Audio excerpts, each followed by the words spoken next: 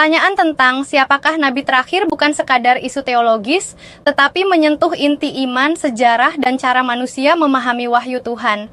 Di tengah dunia yang majemuk, jawaban atas pertanyaan ini sering berbeda tergantung sudut pandang agama. Namun, jika kita menelusurinya dengan jujur melalui kitab suci, sejarah, dan makna kenabian itu sendiri, kita akan menemukan gambaran yang lebih dalam daripada sekadar satu nama. Dalam tradisi Islam, jawabannya tegas. Nabi Muhammad SAW adalah nabi terakhir, disebut Khatam an-Nabiyyin, penutup para nabi.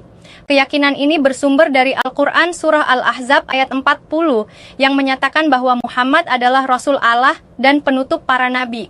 Sejak wafatnya beliau pada tahun 632 M, umat Islam meyakini tidak akan ada lagi nabi yang diutus sesudahnya. Kenabian dianggap telah sempurna dan wahyu ilahi telah ditutup. Namun bagaimana dengan perspektif Kristen? Dalam iman Kristen, konsep nabi terakhir tidak dipahami dengan cara yang sama. Kekristenan tidak menempatkan Yesus hanya sebagai nabi, melainkan sebagai firman Allah yang menjadi manusia. Injil Yohanes 1:1 dan 1:14 menyatakan bahwa firman itu adalah Allah dan firman itu telah menjadi manusia. Artinya, Yesus bukan sekadar penyampai pesan Tuhan, tetapi pusat dari wahyu itu sendiri. Dalam perjanjian lama, para nabi diutus untuk menyampaikan kehendak Allah dan menubuatkan kedatangan Mesias. Yohanes Pembaptis sering disebut sebagai nabi terakhir dalam garis para nabi perjanjian lama karena dialah yang langsung mempersiapkan jalan bagi Yesus.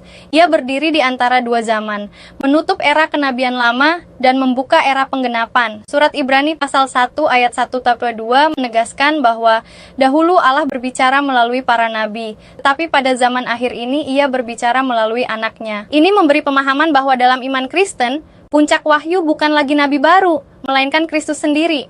Sejak itu, fokus iman bukan pada menantikan nabi berikutnya, melainkan hidup dalam terang Kristus dan karya Roh Kudus.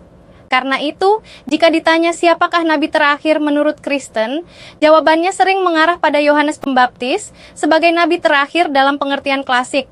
Tetapi jika pertanyaannya diperluas, siapa puncak wahyu Allah, maka jawabannya adalah Yesus Kristus. Disinilah letak perbedaan mendasar antara Islam dan Kristen. Islam menutup rangkaian kenabian pada Muhammad.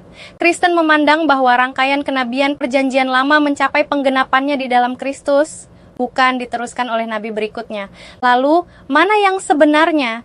Jawaban atas pertanyaan ini tidak bisa dilepaskan dari dasar iman masing-masing. Ia bukan sekadar soal kronologi sejarah, tetapi soal bagaimana seseorang memahami siapa Yesus itu, bagaimana wahyu Allah bekerja, dan bagaimana hubungan manusia dengan Tuhan dibangun. Jika Yesus dipahami sebagai nabi, maka wajar bila masih menunggu nabi terakhir setelahnya. Tetapi jika Yesus dipahami sebagai Mesias dan anak Allah, maka tidak lagi diperlukan nabi penutup sebab Allah sendiri telah menyatakan dirinya secara penuh. Pada akhirnya, pertanyaan tentang nabi terakhir membawa kita pada refleksi yang lebih besar. Apakah Tuhan terus mengutus utusan baru, ataukah Ia telah berbicara secara final melalui Kristus?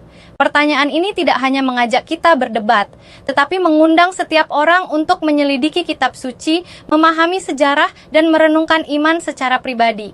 Sebab kebenaran sejati tidak lahir dari emosi atau tradisi semata, melainkan dari pencarian yang jujur dan hati yang terbuka. Dan mungkin, yang lebih penting dari siapa nabi terakhir adalah, apakah kita sungguh mendengarkan suara Tuhan hari ini dan hidup sesuai dengan terang yang telah kita terima?